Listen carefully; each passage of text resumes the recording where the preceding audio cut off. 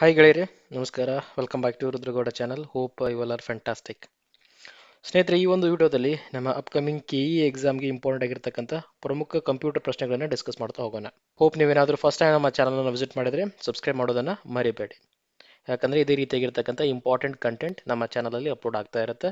ಚಾನಲ್ನ ಸಬ್ಸ್ಕ್ರೈಬ್ ಮಾಡಿಕೊಂಡು ಹಾಗೆ ಬೆಲ್ಲೈಕನ್ ಮೇಲೆ ಕ್ಲಿಕ್ ಮಾಡಿ ಪ್ರೋತ್ಸಾಹ ಮಾಡಿ ಬೆನಿಫಿಟನ್ನು ನೀವು ಕೂಡ ಪಡೆದುಕೊಳ್ಳಿ. ಬನ್ನಿ ಮತ್ತಷ್ಟು ತಡ ಮಾಡಲಾರದೆ ಇವತ್ತಿನ ಕ್ವಶನ್ ಸೆಷನನ್ನು ಆರಂಭ ಮಾಡೋಣ. ಮೊದಲೇ ಪ್ರಶ್ನೆ ಸ್ನೇಹಿತರೆ, which computer scientist discovered the phishing term? So ಈ ರೀತಿಯಾಗಿರ್ತಕ್ಕಂಥ ಪ್ರಶ್ನೆಗಳು ಕೂಡ ಬರ್ತಾ ಇದ್ದಾವೆ ರೀಸೆಂಟ್ ಎಕ್ಸಾಮ್ಸ್ಗಳಲ್ಲಿ. ಅಂದರೆ ಯಾರು ಫೈಂಡ್ ಔಟ್ ಮಾಡಿದ್ರು ಆ ಎಕ್ಸಾಕ್ಟ್ ವರ್ಡ್ಸ್ ಅಂತ, ಲೈಕ್ ಫಿಶಿಂಗ್ ಯಾರು ಫೈಂಡ್ ಮಾಡಿದ್ರು, ಅಥವಾ ವರ್ಲ್ಡ್ ವೈಡ್ ವೆಬ್ ಯಾರು ಫೈಂಡ್ ಔಟ್ ಮಾಡಿದ್ರು, ಇಮೇಲ್ ಯಾರು ಫೈಂಡ್ ಔಟ್ ಮಾಡಿದ್ರು.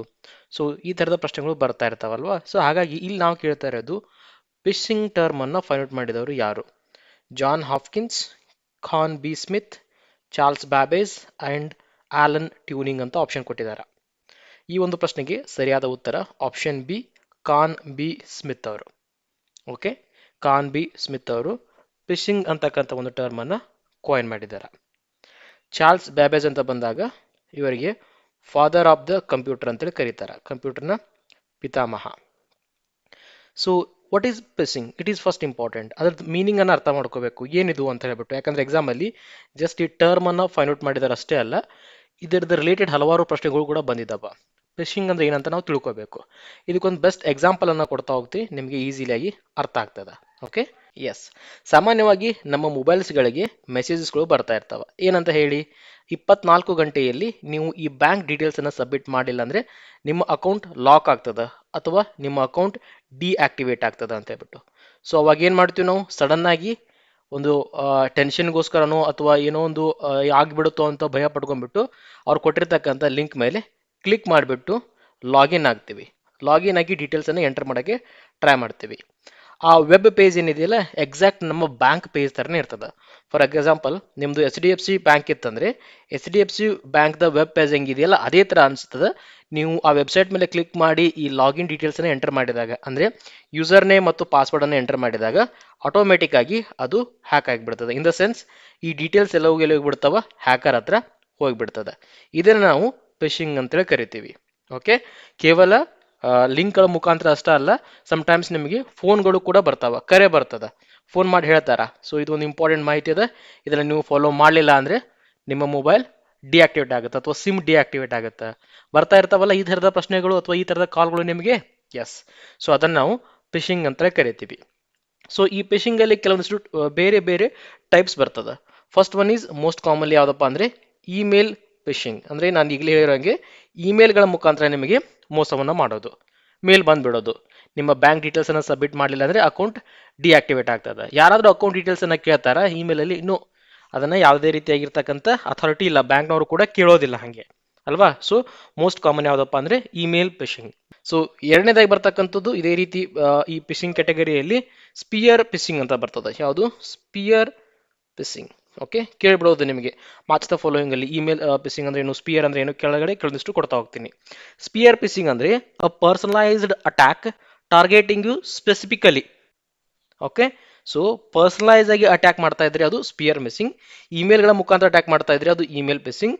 ನೆಕ್ಸ್ಟ್ ಇಂಪಾರ್ಟೆಂಟ್ ವೇಲಿಂಗ್ ಅಂತ ಬರ್ತದೆ. Okay, whaling. ಸೊ ಏನಿದು ಫಿಶಿಂಗ್ ಕ್ಯಾಟಗರಿಯಲ್ಲಿ ವೇಲಿಂಗ್ ಅಂತ ಅಂದ್ರೆ, ಸೊ ಇಲ್ಲಿ ಪರ್ಟಿಕ್ಯುಲರ್ ಆಗಿ ಅವರು ಟಾಪ್ ಪೀಪಲ್ ಇರ್ತಲ್ಲ, ಬಿಗ್ ಫಿಶ್ ಅಂತ ಕರಿತೀವಲ್ಲ ನಾವು, ಬಿಗ್ ಫಿಶ್. ಸೊ ಯಾರಿಗೆ ಕರೀತಾರ? Big fish. ಫಾರ್ ಎಕ್ಸಾಂಪಲ್, ಇವಾಗ ನೀವು TCS ಕಂಪ್ನಿ ತೆಗೆದುಕೊಂಡ್ರಪ್ಪ, TCS CEO is a big fish. Infosys ತಗೊಂಡ್ರಿ, Infosys CEO is a big fish. Narendra Modi is a big fish. ಅರ್ಥ ಆಗ್ತಿದೆಯಲ್ಲ? So high stakes attacks targeting ಅಂದ್ರೆ ಗೌರ್ಮೆಂಟ್ ಅಫಿಷಿಯಲ್ಸ್ಗಳನ್ನು, ದೊಡ್ಡ ದೊಡ್ಡ ವ್ಯಕ್ತಿಗಳನ್ನ ಟಾರ್ಗೆಟ್ ಮಾಡೋದಕ್ಕೆ ಏನಂತಾರಲ್ಲ, ಅದಕ್ಕೆ ವೇಲಿಂಗ್ ಅಂತ ಕರೀತಾರ. ನೆಕ್ಸ್ಟ್ ನಾಲ್ಕನೇ ಕ್ಯಾಟಗರಿ ಇಲ್ಲಿ ಬರೋದು vishing. VISHING, vishing, not phishing, vishing ಅಂತ ಬರ್ತದೆ. ವಿಶಿಂಗ್ ಅಂದ್ರೆ ಏನು? Phishing via the voice. ವಾಯ್ಸ್ನ ಮುಖಾಂತರ ಅಂದ್ರೆ ಧ್ವನಿಯ ಮೂಲಕ ಮೋಸ ಮಾಡ್ತಕ್ಕಂಥದ್ದು, ಲೈಕ್ ಫೋನ್ ಕಾಲ್ಸ್. ಕೊನೆಯದಾಗಿ ಬರೋದು ಐದನೇದಾಗಿ ಸ್ಮಿಶಿಂಗ್. SMISHING. ಸ್ಮಿಶಿಂಗ್ ಅಂದ್ರೆ ಏನು? ಎಸ್, ಇದು ಟೆಕ್ಸ್ಟ್ ಮೆಸೇಜ್. ನಾನು ಸ್ಟಾರ್ಟಿಂಗ್ ಅಲ್ಲಿ ಹೇಳಿದ್ನಲ್ಲ, ಅದು ಟೆಕ್ಸ್ಟ್ ಮೆಸೇಜ್ಗಳ ಮುಖಾಂತರ ನಿಮಗೆ ಮೋಸವನ್ನ ಮಾಡ್ತಾ ಇದ್ರೆ ಅದು ಸ್ಮಿಶಿಂಗ್ ಕ್ಯಾಟಗರಿಯಲ್ಲಿ ಬರ್ತದೆ. ಸೊ ಹಾಗಾಗಿ ಇವುಗಳ ಮೀನಿಂಗ್ ಕೂಡ ನೀವು ತಿಳ್ಕೊತಾ ಹೋಗ್ಬಿಟ್ಟು ಎಕ್ಸಾಮ್ ಅಲ್ಲಿ ಕೇಳ್ಬಿಡೋದು ನಿಮಗೆ ಸಡನ್ ಆಗಿ. Whaling it is related to, ಗೊತ್ತಾಯ್ತಲ್ಲ, ಬಿಗ್ ಫಿಶ್ಗಳನ್ನ ಟಾರ್ಗೆಟ್ ಮಾಡಿ ಫಿಶಿಂಗ್ ಮಾಡೋದಕ್ಕೆ ನಾವು ವೇಲಿಂಗ್ ಅಂತ ಕರಿತೀವಿ. ನೆಕ್ಸ್ಟ್, ಎಕ್ಸಾಮಲ್ಲಿ ನಾನು ಮುಂಚೆ ಹೇಳಿರೋಂಗೆ ಫಿಶಿಂಗ್ ಅಷ್ಟೇ ಅಂತಲ್ಲ, ಬೇರೆ ಬೇರೆ ಹೆಸರುಗಳನ್ನು ಕೂಡ ಕೇಳ್ಬೋದು. For example, most of the times ನಿಮಗೆ ಈ ವರ್ಲ್ಡ್ ವೈಡ್ ವೆಬ್ ಅನ್ನ ಕಂಡುಹಿಡಿದವರು ಯಾರಂತ ಕೇಳ್ತಾರೆ. WWW ಏನಪ್ಪ ಹಿಂಗಂದ್ರೆ world wide web. Who is the founder of world wide web? Very important, most of the times ಈ SSC ಎಕ್ಸಾಮ್ಗಳಲ್ಲೆಲ್ಲ ಬಂದಿದೆ. ಈ ಒಂದು ಪ್ರಶ್ನೆಗೆ ಸರಿಯಾಗಿರ್ತಕ್ಕಂಥ ಉತ್ತರ ಟಿಮ್ ಬರ್ನರ್ಸ್ ಲೀ ಅಂತ ಹೇಳಿ. ಏನವನ ಹೆಸರು? TIM, ಟಿಮ್, BERNERS, ಬರ್ನರ್ಸ್ ಲೀ. ಸೊ ಇವರು WWW, that is nothing but world wide web ಅನ್ನ ಕಂಡುಹಿಡಿದಾರೆ. ಎಕ್ಸಾಕ್ಟ್ ಇಸ್ವಿಯನ್ನು ಕೂಡ ಕೇಳಬಹುದು, ಹೊಂದಿಸಿ ಬರೆಯಿರಲಿ. 1999 ಓಕೆ, 1990 1990 ಅವರು ಇದನ್ನ ಕಂಡುಹಿಡಿದಾರ. ನೆಕ್ಸ್ಟ್, ಇನ್ನೊಬ್ರು ಮಹಿಳೆ ಇಂಪಾರ್ಟೆಂಟ್ ಆಗ್ತಾರ, ಆಡಾ ಲೆವಲೇಸ್ ಅಂತ ಹೇಳಿ ಅವರ ಹೆಸರು. ಆಡಾ ಅಥವಾ ಅಡಾ ಅಂತ ಓದ್ಕೋಬಹುದು ನೀವು. LOVELAC, ಲವ್ಲೇಸ್ ಅಥವಾ ಲ್ಯಾವ್ಲೇಸ್ ಅಂತ ಕೂಡ ಕರ್ಕೋಬಹುದು. ಯಾಕೆ ಇಂಪಾರ್ಟೆಂಟ್ ಆಗ್ತಾರೆ ಅಂದ್ರೆ ಇವರಿಗೆ ನಾವು C is the one who develops the first computer algorithm. First computer algorithm ಅನ್ನ ಡೆವಲಪ್ ಮಾಡಿರ್ತಕ್ಕಂಥವ್ರು, ಅಥವಾ ಫಸ್ಟ್ ಲೇಡಿ ಪ್ರೋಗ್ರಾಮರ್ ಅಂತಾದ್ರೂ ನೀವು ಅರ್ಥ ಮಾಡ್ಕೋಬಹುದು. ಸೊ ಇವ್ರ ಹೆಸರನ್ನು ಕೂಡ ನೀವು ನೆನಪಿಟ್ಕೋಬೇಕಾಗ್ತದೆ. ಇಲ್ಲಿ ಆಪ್ಷನ್ ಅಲ್ಲಿ ಮತ್ತೊಬ್ಬರ ಹೆಸರು ಕೊಟ್ಟಿದ್ದಾರೆ ನೋಡಿ, ಆಲನ್ ಟ್ಯೂನಿಂಗ್ ಅಂತ ಹೇಳಿ. ಇವರು ಕೂಡ ಒಬ್ಬ ಗ್ರೇಟ್ ಸೈಂಟಿಸ್ಟ್ ಅಂತಾನೆ ಹೇಳ್ಬೋದು. ಯಾಕಪ್ಪ ಅಂದ್ರೆ ಅವ್ರ ಕಾಂಟ್ರಿಬ್ಯೂಷನ್ ಏನಪ್ಪಾ ಈ ಸೈನ್ಸ್ ಅಥವಾ ಈ ಕಂಪ್ಯೂಟರ್ ಅಂತ ನೋಡ್ತಾ ಹೋದಾಗ, he conceptualise the universal turning machine. ಯಾವ್ದನ್ನ? ಯೂನಿವರ್ಸಲ್ ಟರ್ನಿಂಗ್ ಮಷಿನ್ ಅನ್ನ ಕಾನ್ಸೆಪ್ಚುಲೈಸ್ ಮಾಡಿರ್ತಕ್ಕಂಥ ವ್ಯಕ್ತಿ ನಮ್ಮ ಆಲನ್ ಟ್ಯೂನಿಂಗ್ ಅವರು. Universal turning machine. Okay, so ನೆನಪಿಟ್ಟುಕೊಳ್ಳಿ, ಅದಕ್ಕೆ ಹೇಳ್ತಾ ಇರೋದು. ಈಗ ಮ್ಯಾಚ್ ದ ಫಾಲೋಯಿಂಗ್ ಅಲ್ಲಿ ಕೊಟ್ಬಿಡ್ಬೋದಪ್ಪ ನಿಮಗೆ. ಸೊ ಈ ಎ ಸೆಕ್ಷನ್ ಅಲ್ಲಿ ಇವ್ರ ಹೆಸರು ಕೊಟ್ಟಿರ್ತಾರ, ಬಿ ಸೆಕ್ಷನ್ ಅಲ್ಲಿ ಅವ್ರು ಮಾಡಿರ್ತಕ್ಕಂಥ ಕೆಲಸವನ್ನು ನಿಮಗೆ ಕೊಟ್ಟಿರ್ತಾರ. ಸೊ ಅದಕ್ಕೋಸ್ಕರ. ನೆಕ್ಸ್ಟ್, ಗ್ರೇಸ್ ಹಾಪರ್ ಅಂತ ಇನ್ನೊಬ್ರು ಬರ್ತಾರ, ಗ್ರೇಸ್ ಹಾಪರ್. ಸೊ ಯಾಕೆ ಅವರು ಇಂಪಾರ್ಟೆಂಟ್ ಆಗ್ತಾರ? I will put star mark for this one. Exam ಅಲ್ಲಿ ಸಾಮಾನ್ಯವಾಗಿ ನಿಮಗೆ ಕಂಪೈಲರ್ ರಿಲೇಟೆಡ್ ಪ್ರಶ್ನೆ ಬರ್ತಾ ಇರ್ತದ ಅಲ್ವಾ? ಕಂಪೈಲರು, ಟ್ರಾನ್ಸ್ಲೇಟರು, ಲೋಡರು. ಸೊ ಇವುಗಳ ಬಗ್ಗೆ ಕ್ಲಿಯರ್ ಆಗಿ ಮಾಹಿತಿಯನ್ನು ತಿಳ್ಕೊಳ್ಳಿ. ಆಲ್ರೆಡಿ ನಾನು ಮ್ಯಾರಥಾನ್ ವಿಡಿಯೋದಲ್ಲಿ ಕೂಡ ಕ್ಲಿಯರ್ ಎಕ್ಸ್ಪ್ಲನೇಷನ್ ಮಾಡಿದ್ದೀನಿ. ಸದ್ಯಕ್ಕೆ ನಾನಿಲ್ಲಿ ಮಾತಾಡ್ತಾ ಇರೋದು ಈ ಕಂಪೈಲರ್ ಬಗ್ಗೆ. ಕಂಪೈಲರ್ ಅನ್ನ ಕಂಡು ಹಿಡಿದವರು ಯಾರಂತ ನಿಮಗೆ ಎಕ್ಸಾಮ್ ಅಲ್ಲಿ ಪ್ರಶ್ನೆ ಆಗಿಬಿಡ್ಬೋದು. ಸೊ ಗೊತ್ತಿರಲಿ, Grace Hopper creates the first compiler. ಇನ್ನವರ ಹೆಸರು ಗ್ರೇಸ್ ಹಾಫರ್. ಯಾವಾಗಂತ ಬಂದ್ರೆ 1952ರಲ್ಲಿ ಸ್ನೇಹಿತರೆ. ಸೊ ನೆನ್ಪಿಟ್ಕೊಳ್ಳಿ, ಗ್ರೇಸ್ ಹಾಫರ್ ಅಂತ ಬಂದ್ರೆ ಕಂಪೈಲರ್ ಬರಬೇಕು, WWW ಅಂತ ಬಂದ್ರೆ ಟಿಮ್ಸ್ ಬರ್ನರ್ಲಿ ಬರಬೇಕು, ಆಡಾ ಲವ್ಲೇಸ್ ಅಂತ ಬಂದ್ರೆ ಫಸ್ಟ್ ಕಂಪ್ಯೂಟರ್ ಅಲ್ಗಾರಿದಮ್ ಅಂತ ಬರಬೇಕು. ಸೊ ಇವರೆಲ್ಲ ತುಂಬಾನೇ ಇಂಪಾರ್ಟೆಂಟ್ ಆಗಿರ್ತಕ್ಕಂಥ ವ್ಯಕ್ತಿಗಳು. Next, who is the co founder of Google? ಗೂಗಲ್ದು ಕೋ ಫೌಂಡರ್ ಯಾರು? Let me know in the comment section. So ನಿಮಗೆ ಹೊಂದಿಸಿ ಬರೀಲಿ ಕೇಳಬಹುದು, ಲೈಕ್ ಗೂಗಲ್ ರೈಟ್, ಅಥವಾ ಕೆಳಗಡೆ ಮೈಕ್ರೋಸಾಫ್ಟ್ ಅಥವಾ ಮೆಟಾ ಒಂದು ಸೆಕ್ಷನ್ ಅಲ್ಲಿ. ನೆಕ್ಸ್ಟ್, ಅವ್ರದ್ದು CEO ಅಥವಾ ಫೌಂಡರ್ಗಳನ್ನ ಕೂಡ ಕೊಟ್ಟು ಹೊಂದಿಸಿ ಬರೆಯಿರಿ. ಮ್ಯಾಚ್ ದ ಫಾಲೋಯಿಂಗ್ ಅಲ್ಲಿ ಕೇಳಬಹುದು ನಿಮಗೆ ಅಲ್ವಾ? ಸೊ ಅದಕ್ಕೋಸ್ಕರ ಅದನ್ನ ಸ್ವಲ್ಪ ನೀವು ನೋಡ್ತಾ ಹೋಗ್ಬೇಕಾಗ್ತದ. ಸದ್ಯಕ್ಕೆ ಈ ಒಂದು ಪ್ರಶ್ನೆಗೆ ಸರಿಯಾದ ಉತ್ತರ ಸ್ನೇಹಿತರೆ option 2, Khan B Smith. Okay, next, which connects two networks that use a different protocol? This is very important. ನಾನು ಇವಾಗ ಏನು ಅಂಡರ್ಲೈನ್ ಮಾಡ್ತಾ ಇದ್ದೀನಲ್ಲ, ಈ ಒಂದು ಪರ್ಟಿಕ್ಯುಲರ್ ಕೀವರ್ಡ್ಸ್ ತುಂಬಾನೇ ಇಂಪಾರ್ಟೆಂಟ್ ಆಗ್ತದೆ. ಡಿಫರೆಂಟ್ ಪ್ರೋಟೋಕಾಲ್ಗಳನ್ನ ಕನೆಕ್ಟ್ ಮಾಡ್ತಕ್ಕಂಥದ್ದು ಯಾವುದು ಈ ನೆಟ್ವರ್ಕಿಂಗ್ ಕಾನ್ಸೆಪ್ಟ್ ಅಲ್ಲಿ? ಓಕೆ, ಸೊ ಏನಕ್ಕೋಸ್ಕರ ಕನ್ಫ್ಯೂಷನ್ ಆಗ್ತದೆ? ಆಪ್ಷನ್ ನೋಡಿ, gateway, bridge, hub, switch. So ಸಾಮಾನ್ಯವಾಗಿ ಇದರಲ್ಲಿ 2 ಆಪ್ಷನ್ಗಳನ್ನ ಈಸಿಲಿಯಾಗಿ ಎಲಿಮಿನೇಟ್ ಮಾಡಬಹುದು ನಾವು. ಕನೆಕ್ಟ್ ಮಾಡೋದು ಅಂತ ಬಂದಾಗ ಸ್ವಿಚ್ ಮತ್ತೆ ಹಬ್ ಅನ್ನ ಎಲಿಮಿನೇಟ್ ಮಾಡಬಹುದು, ಅದು ಅದರ ಕೆಲಸ ಆಗಿರೋದಿಲ್ಲ. ಗೇಟ್ವೇ ಮತ್ತೆ ಬ್ರಿಡ್ಜ್ ಇವುಗಳೆರಡರ ನಡುವೆ ಕನ್ಫ್ಯೂಷನ್ ಸ್ಟಾರ್ಟ್ ಆಗ್ತದೆ. ಗೊತ್ತಿಲ್ಲ ಸ್ನೇಹಿತರೆ, ಡಿಫರೆಂಟ್ ನೆಟ್ವರ್ಕ್ ಪ್ರೋಟೋಕಾಲ್ಸ್ ಅಂತ ಬಂದಾಗ ಅಲ್ಲಿ ಬರೋದು ಸರಿಯಾದ ಉತ್ತರ ಗೇಟ್ವೇ. ಸೊ ಈ ಒಂದು ಪ್ರಶ್ನೆಗೆ ರೈಟ್ ಆನ್ಸರ್ ಗೇಟ್ವೇ. ಯಾಕೆ gateway? So gateway is nothing but it act as a translator. ಈ ನೆಟ್ವರ್ಕಿಂಗ್ ಕಾನ್ಸೆಪ್ಟ್ ಅಲ್ಲಿ ಗೇಟ್ವೇ ಅನ್ನೋದು ನಮಗೆ ಒಂದು ರೀತಿ ಟ್ರಾನ್ಸ್ಲೇಟರ್ ರೀತಿಯಾಗಿ ಆಕ್ಟ್ ಆಗ್ತದೆ. ಬೇರೆ ಬೇರೆ ನೆಟ್ವರ್ಕ್, ಸಪೋಸ್ ಇದು ಒಂದು ನೆಟ್ವರ್ಕ್ ಅಂತ ಅನ್ಕೊಳ್ಳಿ, ಇದೊಂದು ನೆಟ್ವರ್ಕ್ ಅಂತ ಅನ್ಕೊಳ್ಳಿ. ಸಪೋಸ್ ಇವನಿಗೆ I give an example, Kannada ಬರುತ್ತೆ ಅನ್ಕೊಳ್ಳಿ, ಇವ್ರಿಗೆ ಇಂಗ್ಲೀಷ್ ಬರುತ್ತೆ, ಇಂಗ್ಲೀಷ್ ಬೇಡ ತಮಿಳ್ ಬರುತ್ತೆ ಅಂತ ಅನ್ಕೊಳ್ಳಿ. ಸೊ ಇವರು ತಮಿಳ್ನಾಡವರು, ಇವರು ಕರ್ನಾಟಕದವರು. ಇವ್ರ ಭಾಷೆ ಇವ್ರಿಗೆ ಅರ್ಥ ಆಗಲ್ಲ, ಇವ್ರ ಭಾಷೆ ಇವ್ರಿಗೆ ಅರ್ಥ ಆಗಲ್ಲ. ಅವ್ರಿಬ್ಬರ ನಡೆ ಅರ್ಥ ಆಗ್ಬೇಕಂದ್ರೆ, ಕಮ್ಯುನಿಕೇಶನ್ ಆಗ್ಬೇಕಾಗಿತ್ತಂದ್ರೆ ಏನ್ ಬೇಕು? ಅಲ್ಲೊಬ್ರು ಇನ್ನೊಬ್ರು ವ್ಯಕ್ತಿ ಬೇಕು, ಅಥವಾ ಒಂದು ಡಿವೈಸ್ ಬೇಕು, ಅಥವಾ ನಿಮ್ಮ ಮೊಬೈಲ್ಗಳಲ್ಲಿ ಏನಾದರೂ ಒಂದು ಆ್ಯಪ್ ಇರುತ್ತಲ್ಲ ಆಟೋಮೆಟಿಕ್ ಕನ್ವರ್ಷನ್ ಮಾಡುವಂಥದ್ದು. ಅದೇ ರೀತಿಯಾಗಿ ಒಂದು ನೆಟ್ವರ್ಕ್ ಅನ್ನ ಇನ್ನೊಂದು ನೆಟ್ವರ್ಕ್ ಜೊತೆಗೆ N1 ಅಂದರೆ N1 ನೆಟ್ವರ್ಕನ್ನು N2 ನೆಟ್ವರ್ಕ್ ಜೊತೆಗೆ ಕಮ್ಯುನಿಕೇಟ್ ಮಾಡಬೇಕಂದ್ರೆ ಅಲ್ಲಿ ನಮಗೆ ಗೇಟ್ವೇ ಬೇಕು. ಓಕೆ, ಸೊ ಗೇಟ್ವೇನೆ ಬಳಸಿದಾಗ ಏನಾಗ್ತದೆ, ಅವೆರಡು ನಡುವೆ ಪ್ರಾಪರ್ ಆಗಿರ್ತಕ್ಕಂಥ ಕಮ್ಯುನಿಕೇಶನ್ ಸ್ಟಾರ್ಟ್ ಆಗ್ತದೆ. Okay, gateway act as A translator between two different network system because different network often use the different protocol. So ಇದ್ರದ್ದು ಪ್ರೋಟೋಕಾಲ್ನೇ ಬೇರೆ ಇರ್ತದೆ, ಇದ್ರದ್ದು ಪ್ರೋಟೋಕಾಲ್ನು ಬೇರೆ ಇರ್ತದೆ. ಸೊ ಅವೆರಡು ಎರಡು ನಡುವೆ ಪ್ರಾಪರ್ ಕಮ್ಯುನಿಕೇಶನ್ ಆಗ್ತಾ ಇರಂಗಿಲ್ಲ. ಸೊ ನೀವು ಯಾವಾಗ ಗೇಟ್ವೇನ ಬಳಸ್ತೀರಾ, then a gateway is needed to convert the data from one protocol to another protocol so the two networks can easily communicate. ಅರ್ಥ ಆಗ್ತಿದೆಯಲ್ಲ? ಸೊ ಅದಕ್ಕೋಸ್ಕರ ಡಿಫರೆಂಟ್ ನೆಟ್ವರ್ಕ್ ಅಂತ ಬಂದಾಗ ಅಲ್ಲಿ ಬರ್ತಕ್ಕಂಥದ್ದು ಸ್ಟಾರ್ ಮಾರ್ಕ್ ಗೇಟ್ವೇ. ಎಕ್ಸಾಮಲ್ಲಿ ಬಂದಿರತಕ್ಕಂಥ ಪ್ರಶ್ನೆ ನೋಡಿ ಸ್ನೇಹಿತರೆ, ನಮ್ಮ ಈ ಪಿ ಡಿ ಒ ಎಕ್ಸಾಮ್ ರೀಸೆಂಟಾಗಿ ಏನು ಪಿ ಡಿ ಒ ಎಕ್ಸಾಮ್ ನಡೀತಲ್ಲ ಆವಾಗ ಈ ಪ್ರಶ್ನೆಯನ್ನು ಕೇಳಿದರು. ಸೊ ನಿಮಗೆ ಹೋಪ್ ಕಂಪ್ಲೀಟ್ ಆಗಿ ಕಾನ್ಸೆಪ್ಟ್ ಕ್ಲಿಯರ್ ಆಯಿತು ಅಂತ ಅನ್ಕೊಂತೀನಿ. ನೆಕ್ಸ್ಟ್, ಇನ್ನು ಹೊರತುಪಡಿಸಿದ್ರೆ ಬೇರೆ ಆಪ್ಷನ್ ಏನಿದಾವೆ ಇಲ್ಲಿ, ಬ್ರಿಡ್ಜ್ ಅಂತ ಇದಾವ. ಸೊ ಆನ್ಸರನ್ನು ಕನ್ಫ್ಯೂಷನ್ ಆಗ್ತಾ ಇರ್ತಕ್ಕಂಥದ್ದು ಗೇಟ್ವೇ ಮತ್ತು ಬ್ರಿಡ್ಜ್ ಅಂತ ಹೇಳಿದೆ ನಾನು. ಯಾಕೆ ಬ್ರಿಡ್ಜ್ ಯಾಕಪ್ಪ ಅಂದರೆ it also connect the networks but local area network. Bridge ಏನಕ್ಕೋಸ್ಕರ ಬಳಕೆ ಆಗ್ತದೆ, it connects to local area network. ನಾವೇನು ಲ್ಯಾನ್ ಅಂತ ಹೇಳ್ತೀವಲ್ಲ ಅದು local area network.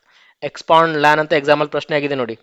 LAN is nothing but local area network. So two networks ಅಂದರೆ two local area networks or segments ಅನ್ನು connect ಮಾಡೋದು ಯಾವುದಪ್ಪ ಅಂದರೆ ಬ್ರಿಡ್ಜ್ ಆಗಿ ಬರ್ತದೆ. Unlike gateway it usually connects networks that use the same protocol.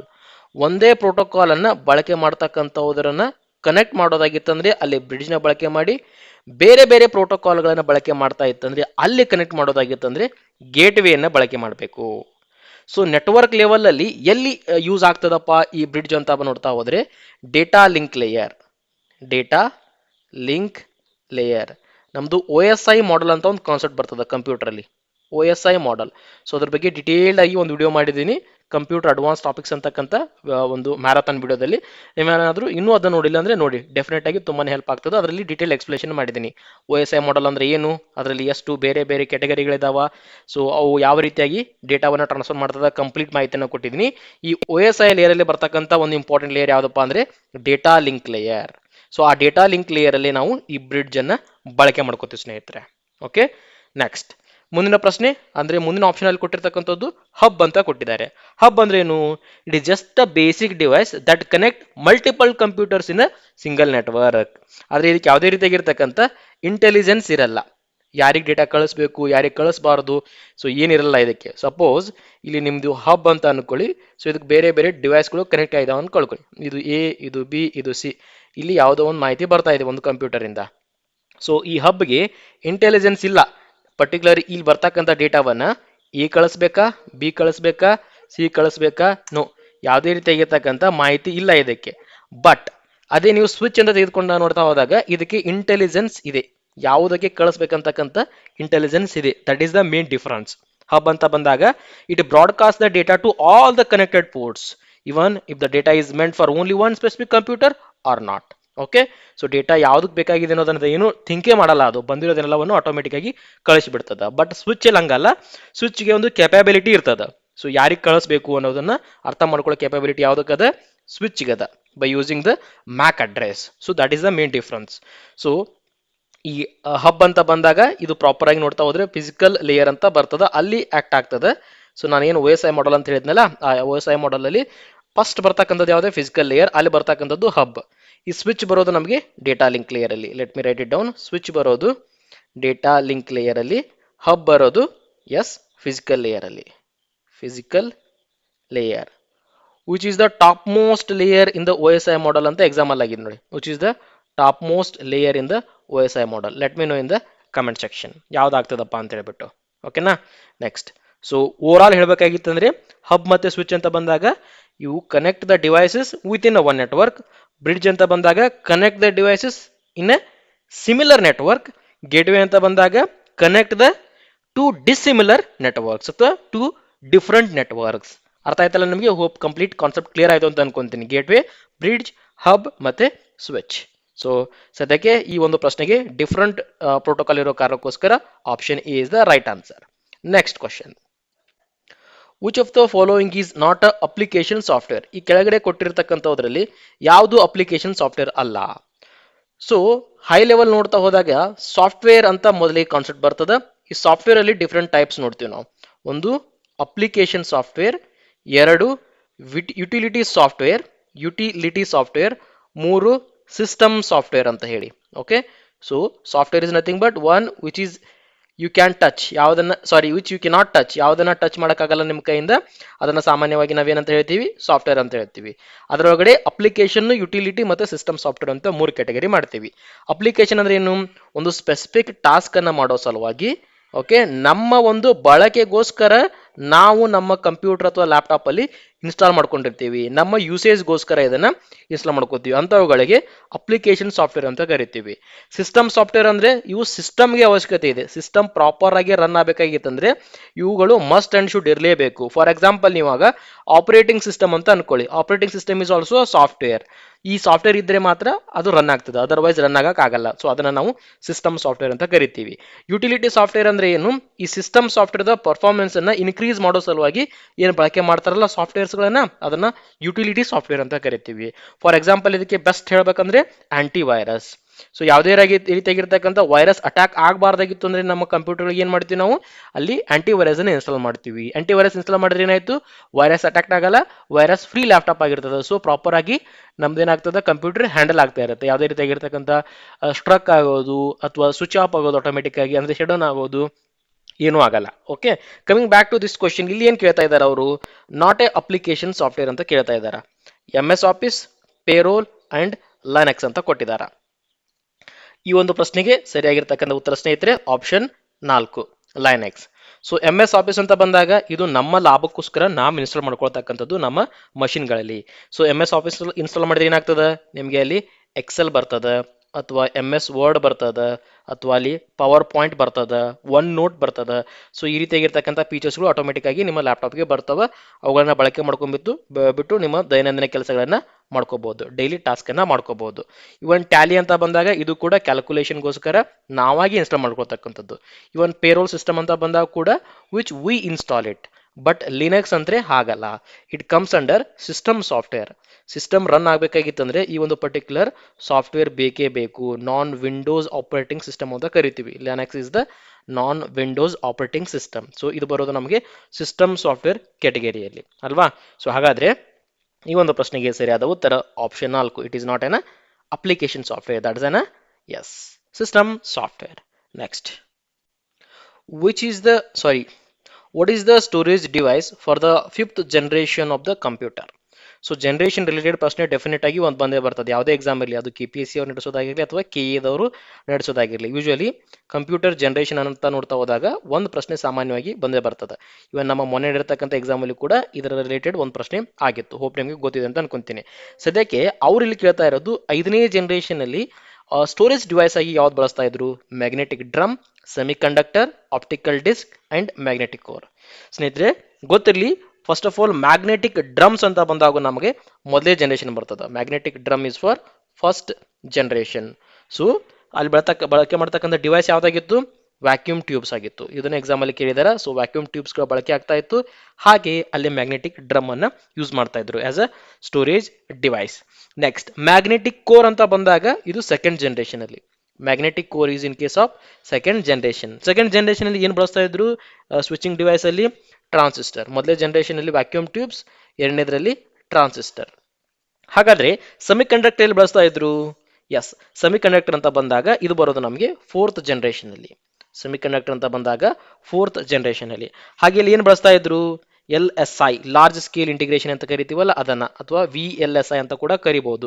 Very large scale integration ಟೆಕ್ನಾಲಜಿಯ ಬಳಕೆ ಆಗ್ತಾ ಇತ್ತು. ಹಾಗಾದ್ರೆ ಕೊನೆಯದಾಗಿ ಉಳಿತಕ್ಕಂಥ ಆಪ್ಷನ್ ಯಾವುದು? Yes, optical disc. ಈ ಒಂದು ಪ್ರಶ್ನೆಗೆ ಸರಿಯಾದ ಉತ್ತರ ಆಪ್ಷನ್ 4, ಆಪ್ಟಿಕಲ್ ಡಿಸ್ಕ್.